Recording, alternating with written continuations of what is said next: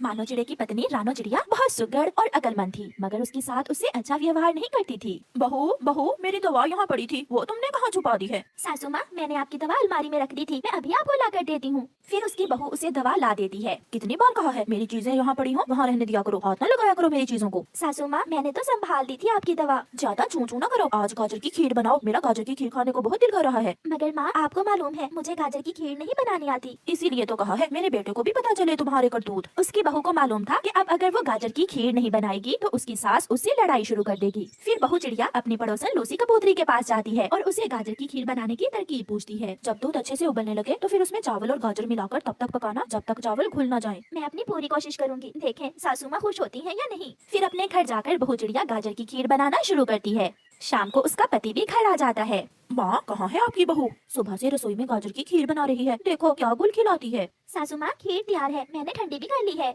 फिर उसका पति खीर खाता है। सच सच माँ, खीर तो बहुत स्वादिष्ट है, आप भी खाकर देखें। ऐसा कैसे हो सकता है? इसकी हाथों की बनी हुई खीर तो हमेशा ही बेस्वाद होती है। सासू माँ, आप खाकर तो देखें। फिर सासू माँ खीर खाती है, मगर खीर तो बहुत स्वादिष्ट बनी थी। सासू माँ, कैसी लगी? कुछ खास नहीं है। फिर सास दूसरे कमरे में चली जाती है। माँ दिल की बुरी नहीं है, बस तबीयत थोड़ी कड़वी है। न जाने कब सासू माँ मुझसे प्यार करेंगी, मैं तो हमेशा उन्हें खुश रखने की कोशिश करती हूँ। गौरी, मुझे डर है कि कहीं मेरा बेटा उसी का ना होकर रह जाए। कुछ ऐसा करो कि वो मेरे बेटे के सामने अपनी इज्जत ना बना सके। बहन, तुम चिंता न करो, मैं आज ही उल्लू बाबा के पास जाती हूँ और उसे कोई तावीज बना कर लाती हूँ जिससे तुम्हारा बेटा हमेशा तुम्हारी ही बात माने। रानो की सास जब गौरी कवि से दुख सुख करके घर आती है तो उसकी बहू रसोई में थी। बहू, क्या बना रही हो? सासू माँ, मैं आलू मटर का सालन बना रही हूँ। मैं बनवाती हूँ इससे सालन। बहू जाओ और नदी से पानी ले आओ, पानी का मटका भी खाली है। बहू रानी पानी लेने चली जाती है। पीछे से सास नमक वाला डिब्बा उठाती है और हंडिया में एक मुट्ठी भर के नमक ही डाल देती है। अब तो मेरा बेटा इसे छोड़ेगा ही नहीं। उसकी बहू जब नदी से पानी लेकर आती है तो वो रसोई में जाकर सालन में नमक चेक करती है, मगर हंडिया में नमक तो बहुत ज्यादा था। ये कैसे हो सकता है? हंडिया में नमक ज्यादा क्यों है? शायद सासू माँ का काम ही है, मैं इसका उपाय जानती हूँ। सासू माँ, आप चिंता न करें। फिर बहू हंडिया में थोड़ा शोरबा बढ़ा देती है और गूंदे हुए आटे का एक पेड़ा सालन में रख देती है, जो नमक को जज़ब कर लेता है। शाम को जब उसका पति आता है तो वो बहुत मजे मजे से खाना खा रहा था। ये देखकर उसकी माँ बहुत हैरान थी। बेटा, क्या सालन में नमक ठीक है? हाँ माँ, आप खाकर तो देखें, बहुत मजे का सालन बना है आज। सासू माँ, अगर नमक ज्यादा हो जाए तो मेरे पास टिप्स हैं जिनसे नमक को कम किया जा सकता है। ये सुनकर उसकी सास बहुत हैरान हो जाती है। मैंने बात कर ली है उल्लू बाबा से, आप 10 दाने चावल, 10 दाने गेहूँ और 10 दाने चनों के ले आए। फिर देखना आपकी बहू को कैसे मार पड़ती है आपके बेटे से। मैं अभी घर से ये सब लेकर आती हूँ। फिर सास चिड़िया घर जाती है और एक थैली में सारा अनाज डालकर वापस आती है। सारे अनाज के 10-10 दाने पूरे हैं? हाँ गौरी, पूरे हैं दाने। अब तुम देखना मैं क्या करती हूँ। गौरी वो अनाज लेकर घर चली जाती है। गौरी, ये कहाँ से मिला है तुम्हें इतना दाना? वो है ना मानो की पागल माँ। कौन? वही रानो चिड़िया की सास। उसे उल्लू बनाकर लाई हूँ मैं ये सब कुछ। वो अपनी बहू को अपने बेटे के सामने बुरा बनाना चाहती है। मेरी मदद लेने आई थी और मैंने उसे चूना लगा दिया।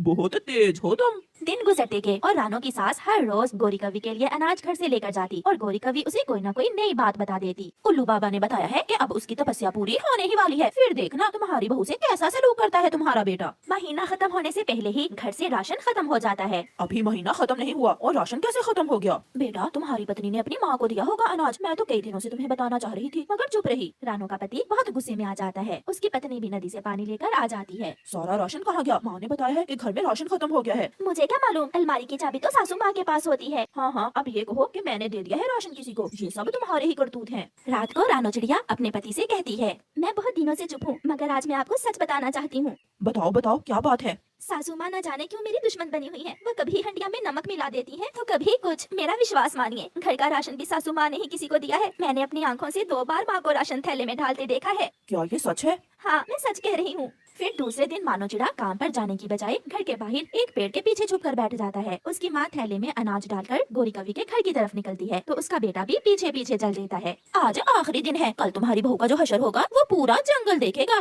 जंगल देखे ना देखे, बस मेरा बेटा उससे प्यार ना करे। मुझे डर है कि मेरा बेटा कहीं उसके प्यार में माँ को ही ना भूल जाए। ये सब सुनकर उसका बेटा पेड़ के पीछे से सामने आ जाता है। माँ, मैं आपको शर्मिंदा नहीं करना चाहता मगर माँ, आप बड़ी हैं, अगर बड़े ये सब करेंगे तो छोटों का क्या हाल होगा? वो बहू है आपकी, दुश्मन थोड़ी है। दुश्मन तो ये काली कवि है आपकी। मानो के आते ही गोरी कवि तो वहाँ से भाग जाती है। बेटा मुझे माफ कर दो, मैं समझ रही थी कि अगर तुम अपनी पत्नी के होगे तो मुझे भूल जाओगे। माँ आ मेरी माँ है और एक बेटा माँ को कैसे भूल सकता है। चलो घर चले और आज के बाद आप ऐसा कुछ नहीं करेंगी। फिर मानो अपनी माँ को घर ले जाता है। बेटी मुझे माफ कर दो, आज मुझे एहसास हो गया है मैंने आपसे बहुत बुरा किया। आज के बाद हम दोनों प्यार से रहा करेंगी। सासू माँ शुक्र है आपको एहसास हो गया, मगर सासू माँ फिर कभी हंडिया में नमक ज्यादा न मिलाना वरना शोरबा बढ़ाना पड़ जाएगा। ये सुनकर वो सब